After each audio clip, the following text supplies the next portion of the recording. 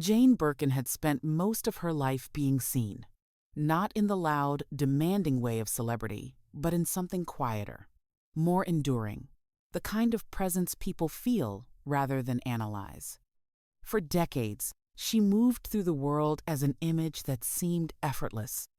The hair that never looked styled, the voice that carried hesitation like a kind of honesty, the face that appeared both fragile and strangely at ease. She became, without ever fully trying to, a symbol of something people wanted to believe in, a woman who felt real in a world that often wasn't. And then, one night in July of 2023, that presence disappeared. It was not dramatic. There were no final words delivered to an audience, no carefully constructed ending. She was found alone in her home in Paris, at the age of 76. The house was quiet. The city outside continued in the way it always had, unaware, indifferent, unchanged. For someone who had been so closely associated with a place, who had become, over time, almost inseparable from the image of Paris itself, the ending was striking in its simplicity. No crowd, no spectacle, just a room, and the absence of the person who had once filled it. By then, her name had already outgrown her in certain ways. It existed independently, attached to something far more visible than the life she had actually lived. The Birkin bag, one of the most coveted objects in fashion, circulated through a world defined by wealth, status, and exclusivity. It carried her name into spaces she had never intended to define. People recognized it instantly. They knew what it represented, but very few of them understood the woman behind it. Because the truth was, the life she lived had very little to do with what that object suggested. She had been an actress, a singer, a collaborator, a mother. She had built a life across 2 countries, beginning in London and unfolding in France, where she would eventually become something rare, a foreigner who felt, somehow, native. She raised 3 daughters, each with lives and identities of their own. She worked consistently, not always at the center of attention, but never entirely outside of it either. And through all of that, she carried something less visible, something that did not belong to the image people had created around her. Loss? It did not arrive all at once. It never does. It came in pieces, across years, across relationships that began with intensity and ended with distance, across moments that seemed manageable until they accumulated into something heavier. There were loves that defined her and then left her. There were choices that gave her direction and then quietly took something back. And eventually, there was a loss that stood apart from all the others, the kind that does not reshape a life so much as divide it into before and after. By the time she reached her later years, those experiences had settled into her in a way that could not be separated from who she had become. She was still present, still working, still moving through the world with the same softness people had always recognized. But there was a depth to it now, something earned, something that could not be imitated. She did not speak about it in dramatic terms. She did not turn it into something easily explained. She simply carried it. In the months before her death, her health had begun to decline. There were canceled performances, quiet acknowledgments that she needed time, that her body was no longer able to move in the way it once had. And still, she remained oriented toward the idea of continuing, toward the next appearance, the next project, the next moment that might still be hers. Then, shortly before the end, she made a simple request. One night alone. It did not seem significant at the time. After years of being surrounded by family, by caregivers, by the quiet presence of people ensuring she was never entirely on her own, it was, in many ways, understandable. A small return to privacy. A pause. She was given that night. And sometime before morning, she died. It is tempting to look at that ending and assign meaning to it, to draw a line backward through her life and suggest that everything had been leading there, that the loneliness was inevitable, that the distance between who she was and how she was seen could only resolve in that way. But lives do not unfold so cleanly. What remains, instead, is something more complicated. A woman who was loved by millions. A name known around the world. A life that appeared, from the outside, complete. And an ending that was entirely, unmistakably, alone. She had everything. And somehow, it was not enough. Jane Birkin was born into a world that, at first glance, seemed to offer every possible advantage.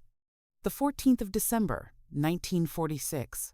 London just after the war, at a moment when the country was still rebuilding, still learning how to exist again after years of uncertainty. But inside the home she grew up in, there was a different kind of atmosphere, one shaped not only by history, but by contrast. Her father, David Birkin, had served as a Royal Navy officer, working in intelligence during the war, involved in operations that were never fully spoken about afterward. He belonged to a generation of men who carried their experiences quietly, who did not translate what they had seen into stories, but into a kind of presence, disciplined, contained, shaped by something larger than themselves. He did not fill rooms with words. He filled them with a certain weight, a sense that there were things in the world that mattered beyond comfort, beyond ease. Her mother, Judy Campbell, existed at the opposite end of that spectrum. She was a celebrated actress, deeply embedded in the theatrical life of mid-century London, closely associated with Noel Coward, who had written for her, admired her, and built part of his artistic world around her presence. Where her father was quiet, her mother was luminous. She moved through life with a kind of ease that came from understanding how she was seen, from knowing how to occupy space in a way that felt natural, even effortless. The house Jane grew up in held both of these energies at once, the gravity of a man shaped by war and the brightness of a woman shaped by performance. For a child, it must have felt expansive. There were artists, conversations, a sense that life could take many forms. Creativity was not something distant or abstract. It was present, immediate, part of the fabric of everyday life. Jane would later describe those early years as divine, and there is something telling in that word. Not perfect, not untouched by reality, but filled with a kind of lightness that makes everything feel possible, as though the world has not yet narrowed into something more defined. And yet, even within that environment, something quieter was already beginning to take shape. She did not experience herself in the way others seemed to experience her mother. Standing beside someone so naturally assured, so clearly aligned with the idea of beauty and presence, Jane felt uncertain in a way she could not fully articulate at the time. It was not that she was unhappy. It was something more subtle than that. A sense of being slightly unfinished, as though she had not yet become what she was supposed to be. These are not feelings that need to be explained to a child. They are absorbed, slowly, through observation, through comparison, through the unspoken understanding of how the world responds to different kinds of people. When she was sent to boarding school on the Isle of Wight, that quiet uncertainty became something more defined. The environment was harsher, less forgiving, structured in ways that did not leave much space for ambiguity. It was there that the differences she had only sensed before were made explicit. She was teased for her appearance too thin, too flat, not feminine in the way that seemed to matter. The words were direct, repeated, and over time, they settled into something more permanent. Children learn quickly what is expected of them, and when they feel they do not meet those expectations, the gap between who they are and who they believe they should be can become difficult to close. For Jane, that gap did not resolve. It widened. By the time she reached her mid-teens, the uncertainty had moved inward, becoming less about what others said and more about what she believed. At 16, she began taking sleeping pills. It was not presented as a defining moment, not something that disrupted the outward shape of her life, but it existed as a quiet indication that something beneath the surface was not as stable as it appeared. There were already nights where rest did not come easily, where the stillness of being alone with her own thoughts required something to soften it. And still, despite all of that, or perhaps because of it, she was drawn toward the same world her mother inhabited. The world of performance, of being seen. It was not an obvious choice for someone who did not feel entirely comfortable in her own image, but there is often a strange logic in those decisions. Sometimes, the places we feel least certain about ourselves are the very places we are pulled toward, as though proximity might offer some kind of answer. She did not step into that world with confidence. There was no sense of arrival, no clear belief that she belonged there. What she had instead was something less defined, a willingness to try, despite not feeling ready. A curiosity about whether the camera might see something in her that she could not yet see in herself.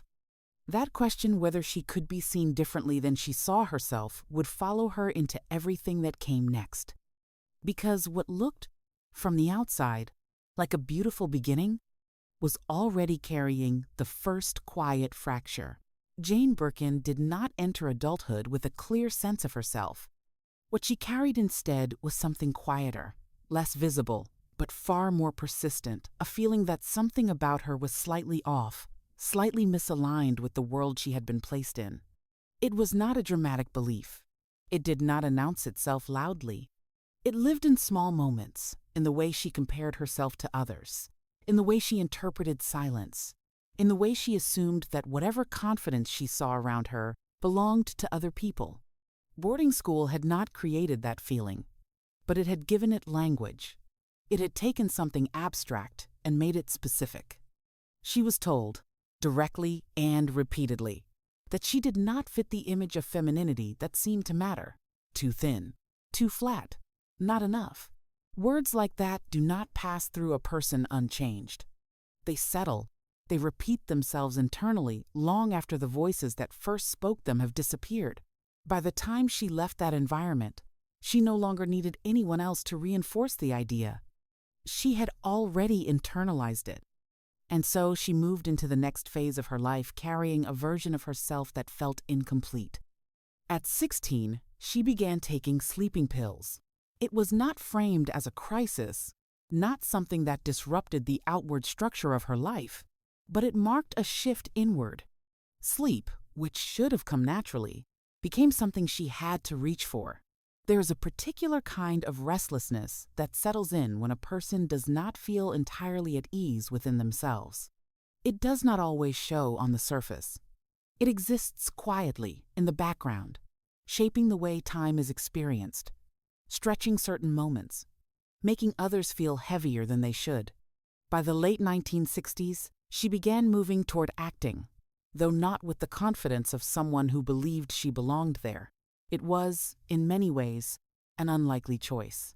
To step into a profession that depends so heavily on being seen, on being evaluated, on being judged, requires a certain stability of self.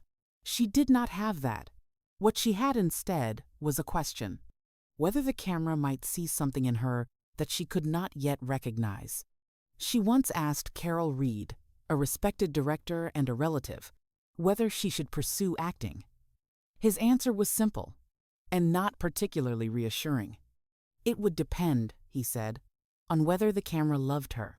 It was not something he could predict. It was not something she could control. For someone already uncertain of how she was seen, it was the kind of answer that offered no stability, no clear direction.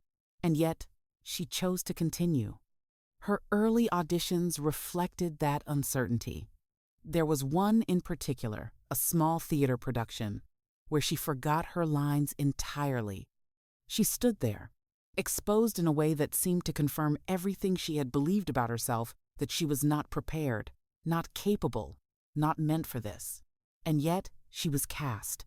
Not because she delivered a perfect performance, but because something about her presence, unpolished, unguarded, real, held attention in a way that could not be easily explained. It was, in some sense, the beginning of a contradiction that would follow her for the rest of her life. What she saw as a flaw, others sometimes saw as something else. But that recognition did not translate into confidence. If anything, it deepened the uncertainty. Success without understanding feels accidental. It feels temporary, as though it might disappear at any moment. And so she moved forward, not as someone who had found her place, but as someone who was still waiting to be told she did not belong. Her early work reflected that position.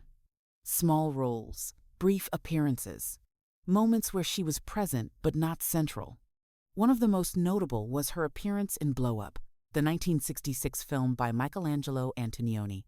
The film itself captured something essential about the time, the surface beauty of a world that felt alive, and the quiet emptiness that existed beneath it. Jane was there, within that world, but only just. She existed on the edges of something significant, close enough to recognize its shape, but not fully included within it. That position, close, but not quite inside, became familiar. She continued to audition, to travel, to search for something that felt stable. There were attempts in London, then in Los Angeles, but the underlying feeling did not change. The environments shifted. The uncertainty remained. She moved through spaces that seemed to belong to others, carrying with her the quiet assumption that she was temporary, that she was passing through rather than arriving. And yet, she did not stop. Beneath the doubt, there was something else. Not confidence, not belief, but a kind of persistence that did not require either. She continued forward, not because she felt ready, but because stopping would have meant accepting the version of herself she did not fully believe in. It was a subtle form of resistance, one that did not look like strength from the outside, but that held her in motion when nothing else did. What she wanted, though she might not have been able to name it clearly, was reassurance. Not attention, not fame, but the sense that she was enough as she was. It is a simple need, but when it is not met internally, it often seeks resolution elsewhere, in work, in recognition, in the people we choose to love. That pattern had already begun to form.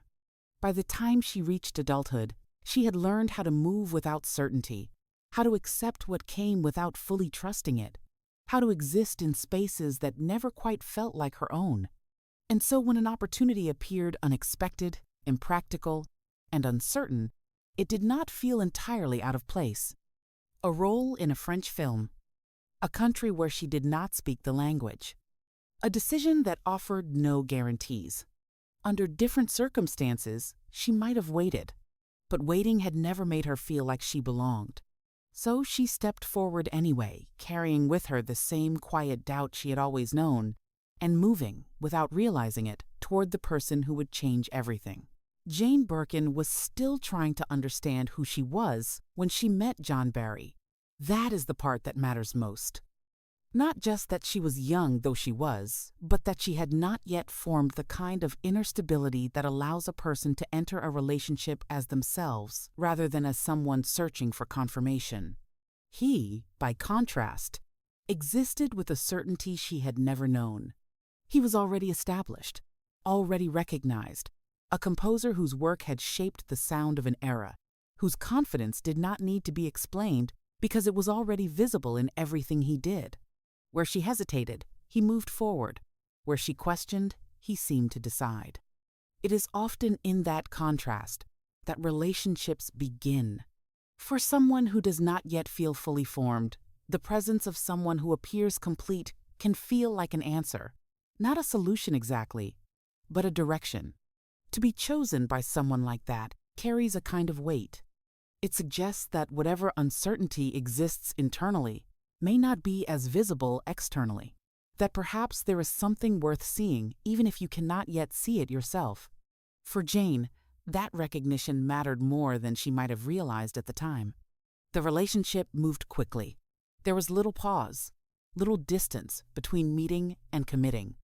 She was 18 when they married, stepping into a life that, from the outside, appeared stable, defined, aligned with a version of adulthood that made sense within the world she had grown up in.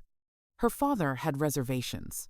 The age difference, the speed of it, the imbalance between them, these were not details easily dismissed. But by that point, the decision had already taken on a momentum of its own. And once she reached adulthood, there was nothing to stop it. In 1967, their daughter Kate was born.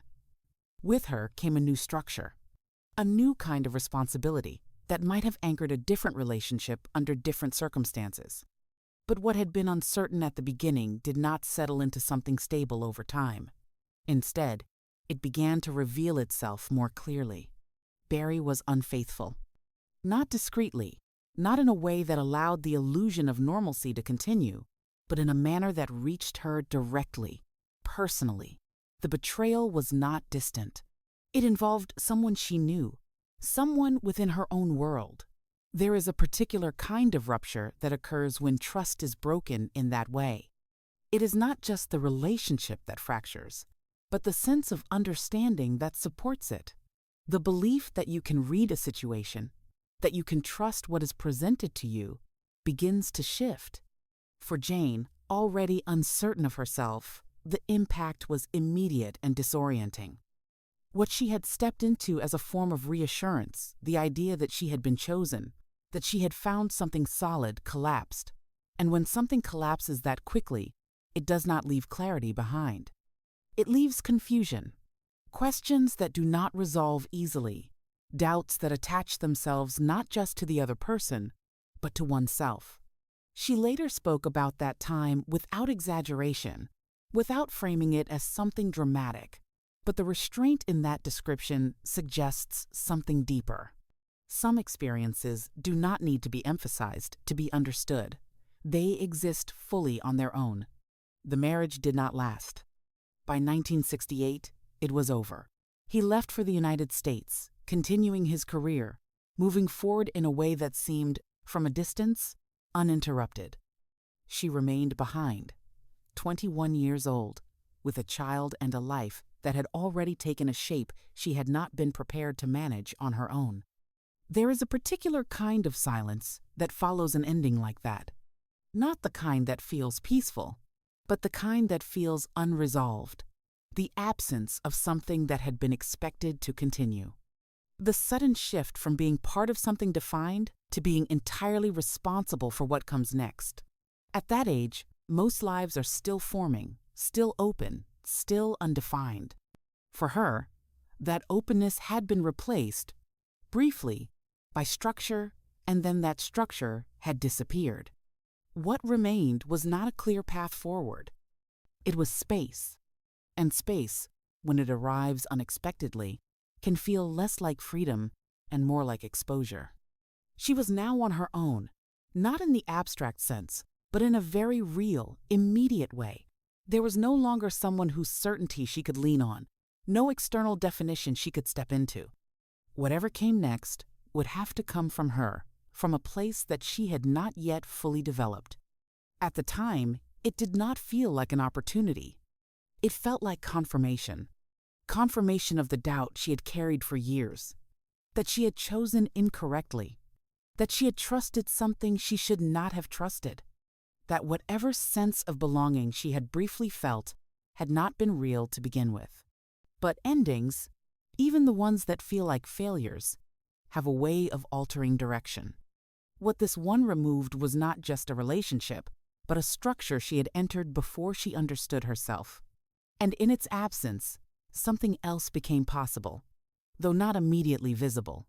For the first time, the next decision would not be shaped by someone else's certainty. It would come from her, and that made it more uncertain than anything she had faced before. But also, in a way she could not yet see, more her own. Jane Birkin stepped out of her first marriage not into clarity, but into emptiness. At 21, with a child and no direction, she found herself moving through a life that no longer had structure. There was no plan waiting for her, only a series of attempts that never fully became anything. She continued acting, but the roles were small, fleeting. She appeared in Blow Up, the 1966 film by Michelangelo Antonioni, a film that would define an era. And yet, even there, she remained on the edges. visible but not central, close to something important but not part of it. That became the pattern. London didn't hold her. Hollywood didn't change her. Different cities, same feeling. She moved, auditioned, tried again, but nothing settled. Each opportunity felt temporary, as if it could disappear at any moment. And underneath it all, the same quiet belief remained that she did not fully belong anywhere she stood. She was not building a life. She was drifting through one. And yet, she didn't stop. Not because she knew where she was going, but because stopping would have meant accepting that this was all there was. Somewhere beneath the uncertainty, there was still a sense faint, but persistent, that something had not happened yet, that she had not arrived yet. So when the opportunity came a role in a French film, it did not feel logical. It felt necessary. She did not speak the language. She had no connection to the industry. There was no guarantee it would lead anywhere. But nothing else had worked. So she said yes. She took her daughter, left everything familiar behind, and went to Paris not with confidence, not with certainty, but simply because it was different from staying the same. At the time, it felt like another attempt, another step taken without direction. But this time, she wasn't just lost. She was about to be found. Jane Birkin arrived in Paris without the one thing that should have mattered most: language. She did not speak French, not even enough to follow the rhythm of a conversation, and yet she found herself cast in a leading role in Slogan, surrounded by people who moved through their world with a familiarity she did not share. It would have been easy to feel completely out of place, to retreat into the uncertainty that had followed her across cities and years. And for a moment, she did. Her screen test was hesitant, uneven, at one point collapsing into tears. The strain of being seen without understanding fully what was expected of her, becoming too much to hold in place. But instead of being dismissed, something about that vulnerability held. It was not controlled, not polished, but it was real. And in a space that often depended on performance, that reality carried a kind of quiet power. She was given the role. And with it, she was placed opposite the man who would alter the course of her life in ways she could not yet understand, Serge Gainsbourg. At the time, Gainsbourg was already a figure of complexity. He was not conventionally attractive, not the kind of man whose presence relied on surface ease.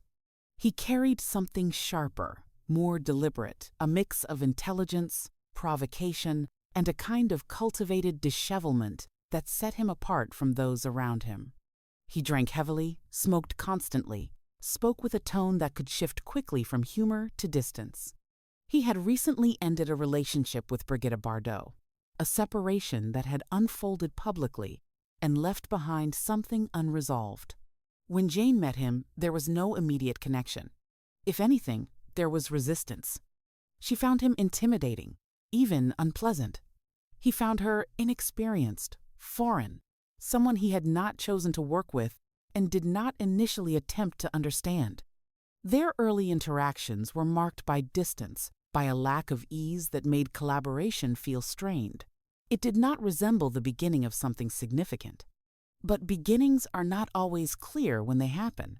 There was an evening, arranged during filming, a dinner that neither of them seemed particularly invested in.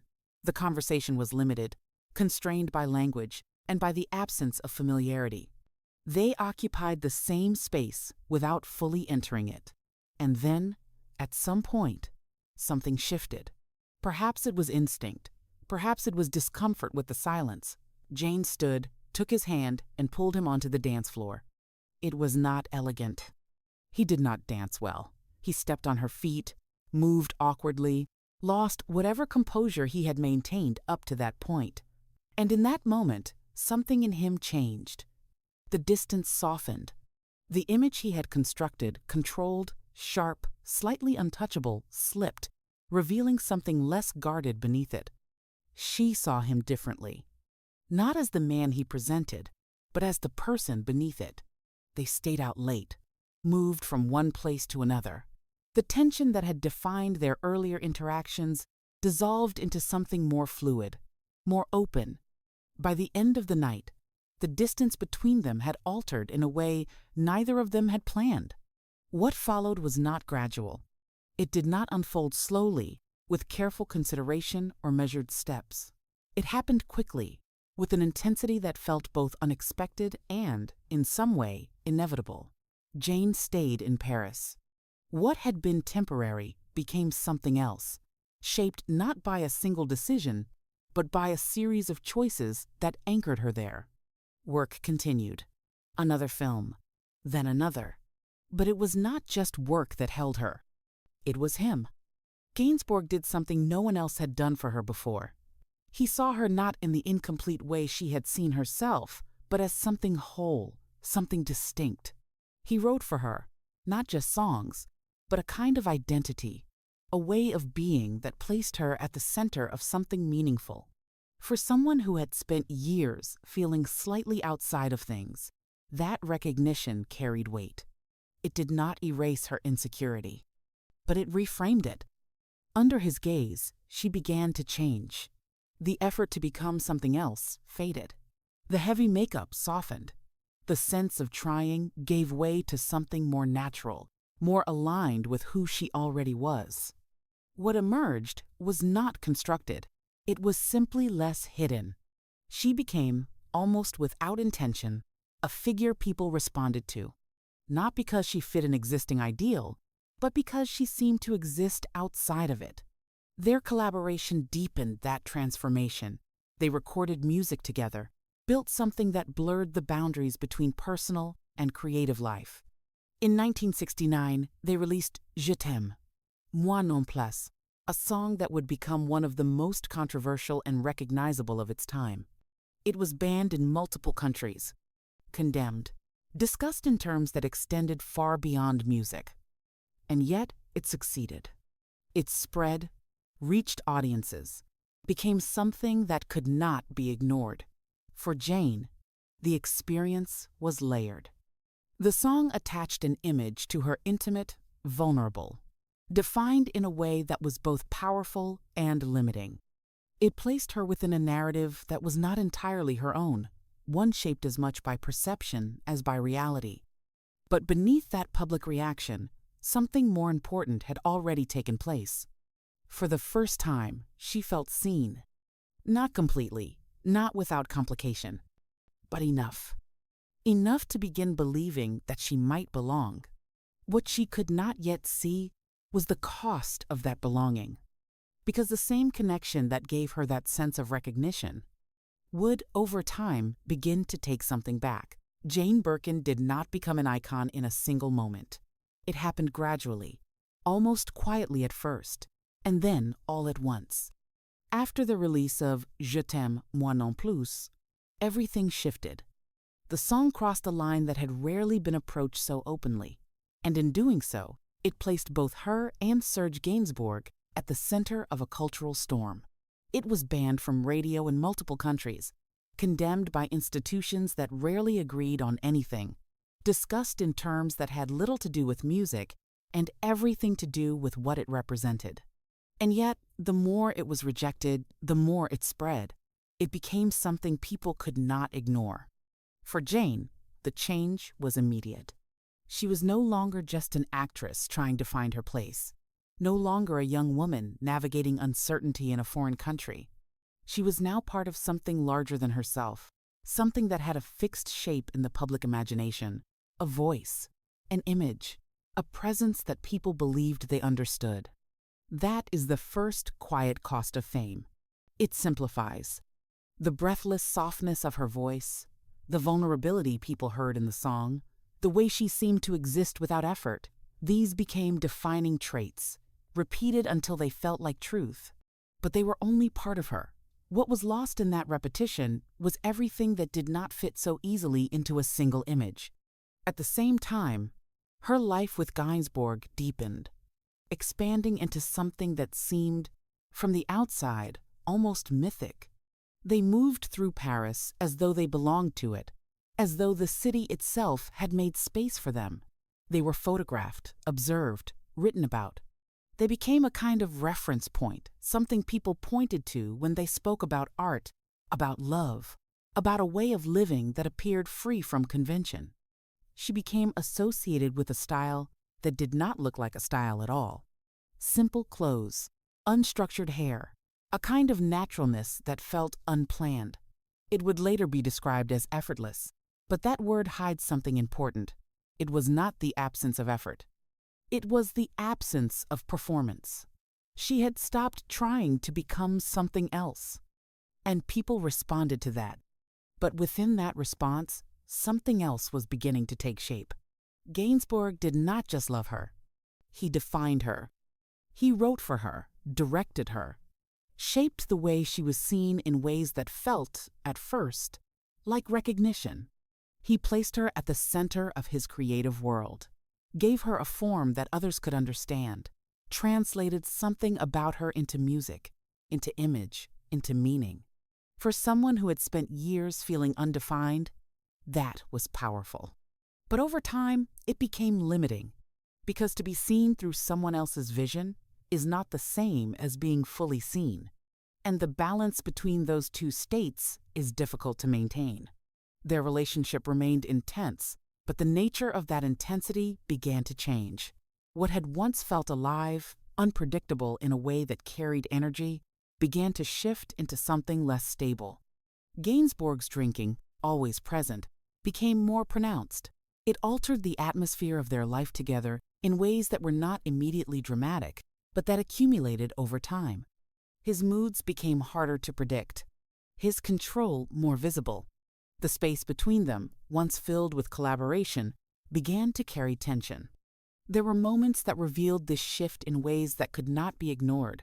Small scenes that, on their own, might have seemed insignificant, but together suggested something larger. One night, in a crowded nightclub, he took her bag and emptied its contents onto the floor. Not in private, in front of everyone. It was done casually, almost as if it were a joke. But the effect was something else entirely. It exposed something personal in a public space. It reduced her, briefly, to something that could be handled, displayed, interrupted. She reacted instinctively. A custard pie thrown in response.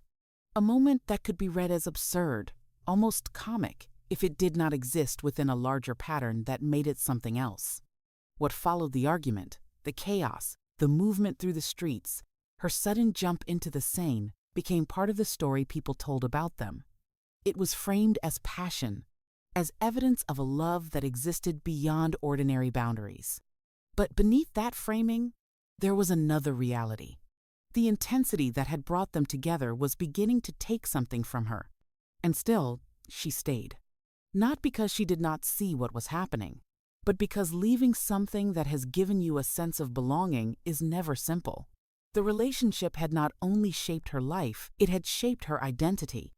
Who she was, how she was seen, the work she did, all of it had been built, in part, within that connection. To walk away would not have meant just losing him. It would have meant losing the version of herself that had emerged in his presence. And so she adapted. She adjusted to the shifts, absorbed the instability, found ways to remain within something that was no longer entirely stable. From the outside, the image remained intact. The couple, the work, the life that seemed, in photographs, to hold together. But internally, the balance had changed. What had once felt shared now felt uneven. What had once felt like recognition now carried control. And what had once felt like love was beginning to take on a different shape, one that would, eventually, ask more from her than she could continue to give. Jane Birkin stayed with Serge Gainsbourg for 12 years, and time, in a relationship like theirs, did not soften anything. It clarified.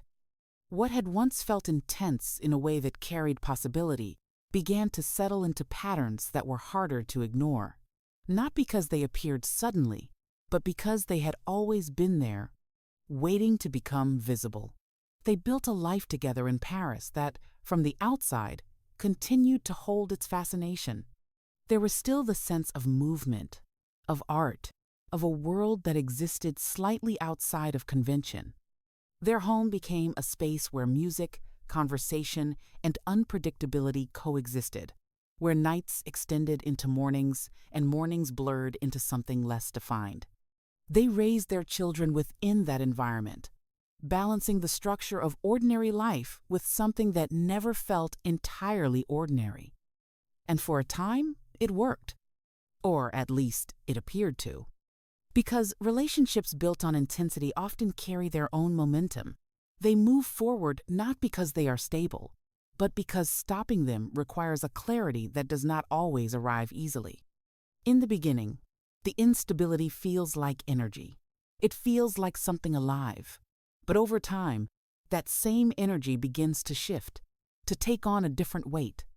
Gainsbourg's drinking, which had once been part of the atmosphere, became something else entirely. It was no longer something that could be absorbed into the rhythm of their lives. It began to define it. His moods became more volatile, his behavior less predictable, his presence something that required navigation rather than shared experience. The balance between them, once held together by a sense of mutual recognition, began to tilt. And in that shift, something subtle but important changed. She was no longer simply part of the relationship. She was managing it. There is a difference between loving someone and carrying them. At first, the line between those two things is difficult to see. It blurs, especially when the connection feels essential, when leaving would mean losing something that once gave you a sense of yourself. But over time, the distinction becomes clearer. The effort required to maintain the relationship grows. The space within it narrows. She began to feel it, not in a single moment, not as a sudden realization, but as a gradual accumulation. The recording sessions that had once been collaborative became more controlled. His direction became sharper, less open to interpretation. The space she occupied within his work, once expansive, creative, began to feel more defined, more limited. She was still central, but in a way that no longer allowed her to move freely. She described it later, not as a dramatic loss, but as something quieter, the feeling of becoming less like herself. And yet, even as that awareness grew, leaving was not simple, because what she was being asked to leave behind was not just difficulty, it was also meaning. Those 12 years had given her something she had not found before, a sense of being seen, of being understood in a way that had shaped how she understood herself. The idea of stepping away from that, of existing outside of it, carried its own uncertainty. So she stayed. For longer than she should have.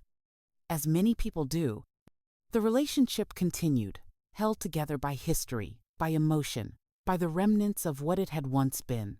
There were still moments of connection, still traces of the bond that had brought them together. But they existed alongside something heavier, something that could not be ignored indefinitely. Eventually, the cost became too clear. By 1980, she was 33 years old.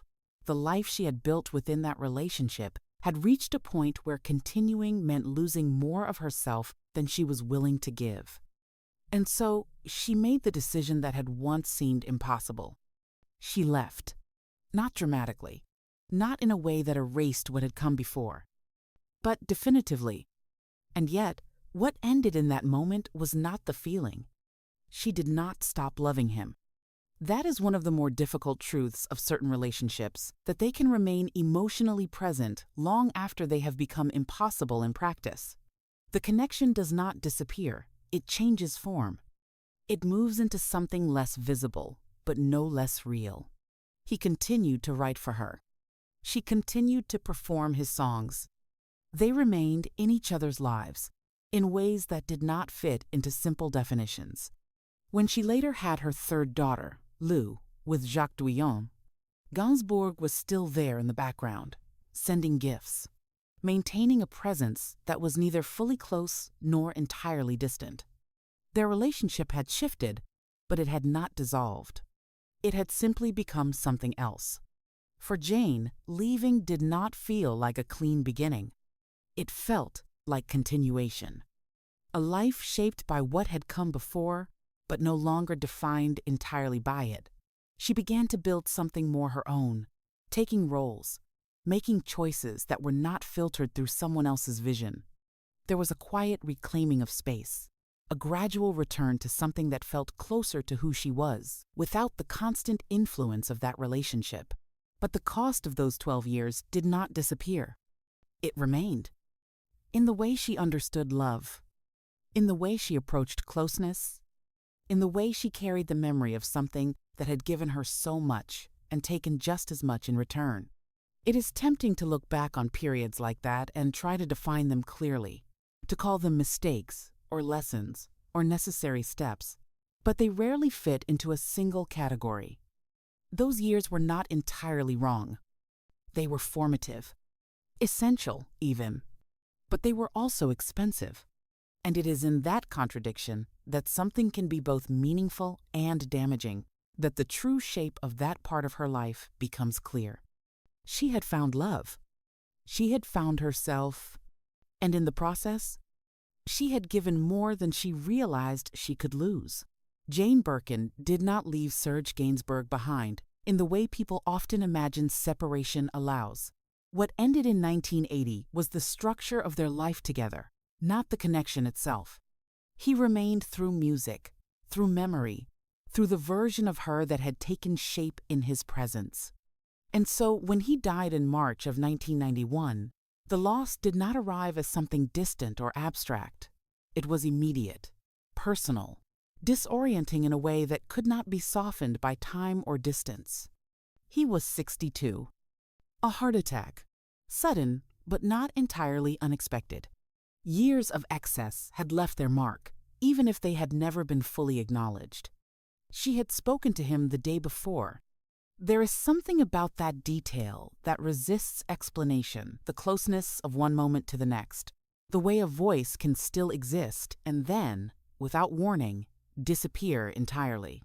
For Jane, it was not just the loss of a man she had loved. It was the loss of a part of herself that had never fully separated from him. Their relationship had not ended cleanly. It had continued in quieter forms, in collaboration, in presence, in a connection that had simply shifted rather than disappeared. And now, it was gone. Or at least, it was changed in a way that could not be reversed. She continued to sing his songs, not as tribute, not as obligation, but as something closer to continuity. His music had become intertwined with her voice, with her identity, with the version of herself that had first felt seen. To stop would have meant letting go of something that still felt active, still felt present. Grief, for her, did not move in a straight line. It settled. It became part of the structure of her life, rather than something she passed through. And for a time, that was enough. She continued working, continued appearing, continued moving forward in the quiet, steady way that had come to define her. The loss did not erase what she had built. It did not stop her. It simply existed alongside everything else, until something else happened. Something that could not be carried in the same way.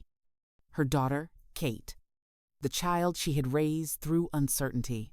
The one she had taken with her to Paris when everything else had been unclear. The one who had grown alongside her, not just as a daughter, but as someone who had lived through the same shifting environments, the same emotional landscapes, the same complicated proximity to a life that was never entirely stable. Kate had become a photographer. She had built something of her own, a career that reflected sensitivity, attention, a way of seeing that was distinct and deliberate. Her work appeared in major publications. She had a son, Roman. There was, from the outside, a sense that she had found her place, that she had shaped something meaningful out of the life she had inherited. But beneath that surface, there were struggles, depression, dependency, the kind of internal weight that does not always show itself clearly, that can exist alongside success without being resolved by it. She had tried to confront it. At one point, she founded an addiction treatment center, an effort to turn something personal into something useful, to take what she had experienced and give it a form that might help others. But not everything can be transformed that way. Some things remain. On the 11th of December 2013, Kate fell from the fourth-floor window of her apartment in Paris. She was 46 years old. The details were never fully explained in public. The family chose not to reduce it to a single narrative, not to define it in a way that would simplify something that was, by nature, complex. What remained was the absence. Immediate. Irreversible. For Jane, this was not a loss that could be integrated slowly. It was not something that settled into the background of her life. It was a rupture, the kind that divides everything into before and after. To lose a child is not the same as losing a partner, or a parent, or a friend. It does not follow the expected order of things. It disrupts something deeper, the sense of continuity, the quiet assumption that life will move forward in a certain direction. There is no preparation for it, no structure that makes it easier to carry. She was 67. She had already experienced loss. She had already learned how to continue. But this was different. This did not reshape her life. It redefined it. In the years that followed, she did not withdraw. She continued to work, continued to appear, continued to exist within the same world that had always recognized her. But something had changed in a way that could not be hidden, even if it was never spoken about directly. There was a depth to her now. Not something added, something revealed. The brightness that had once defined her presence was still there, but it existed alongside something heavier, something that had no clear resolution. In 2020, she released an album that reflected that reality. It did not attempt to soften the loss. It did not translate it into something easier to understand. It allowed it to remain what it was: raw, unresolved, present. And perhaps that was the most honest expression of her life. Not the image people recognized, not the icon, but the experience of carrying something that does not disappear. Grief does not always move forward. Sometimes it stays, becomes part of how a person sees the world, part of how they understand time, memory, presence. By then, the accumulation of loss had become inseparable from who she was. Not in a way that erased everything else, but in a way that shaped it, in a way that gave it context. She continued to move, continued to work, continued to exist in a life that, from the outside, still looked complete. But beneath that surface, there was something else, something that could not be resolved, something that remained. She had survived love. She had survived loss. But this was something she would carry for the rest of her life. Jane Birkin did not try to control how she would be remembered. That was never the way she lived. She moved through her life without shaping it into something that could be easily summarized, without turning it into a statement or a performance designed for permanence. And yet, over time, something attached itself to her name that would outlive almost everything else. A handbag. It had begun, like many things in her life, without intention. A conversation on a flight. A complaint about practicality. A sketch made casually, without the expectation that it would become anything more than a solution to a simple problem. And yet, what emerged from that moment became one of the most recognizable objects in the world of fashion. The Birkin bag, structured, exclusive, difficult to obtain, transformed into a symbol of wealth and status that extended far beyond anything she had ever tried to represent. It carried her name, but it did not carry her life. Because the way she lived stood in quiet contrast to everything the bag came to symbolize. She did not treat it as something precious. She used it, wore it, let it age, let it change, allowed it to reflect time rather than resist it. She carried one at a time, never building a collection, never turning it into something to display. She placed stickers on it, wrote inside it, treated it as something functional rather than symbolic. While others protected it, she lived with it. And when she realized that certain versions of the bag were being produced in ways she found ethically troubling, she spoke, publicly, calmly, but clearly. She asked that her name be removed from those versions, drawing a line between what had been created and what it had become. It was not a dramatic act.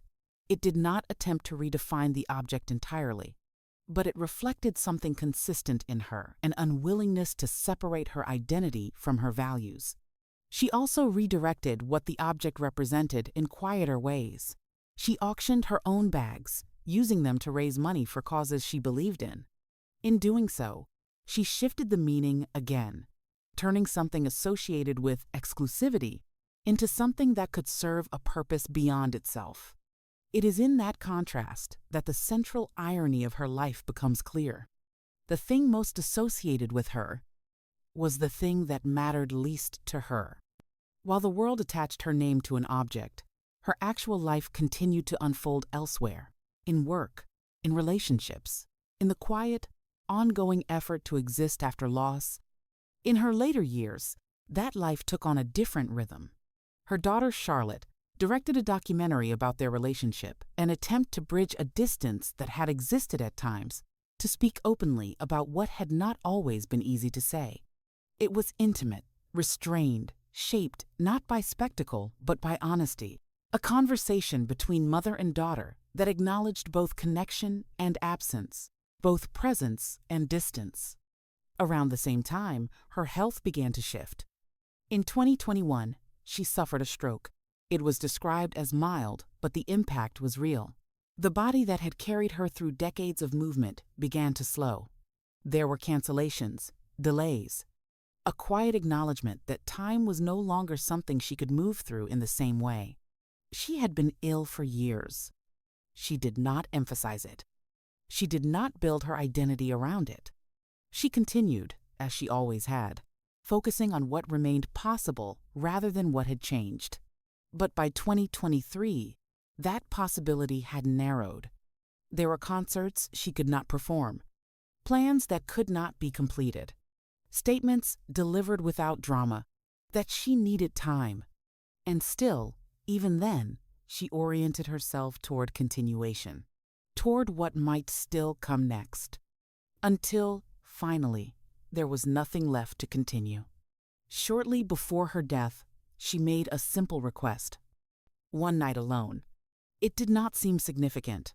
After years of being surrounded by family, by caregivers, by the quiet presence of people ensuring she was not entirely on her own, it was understandable.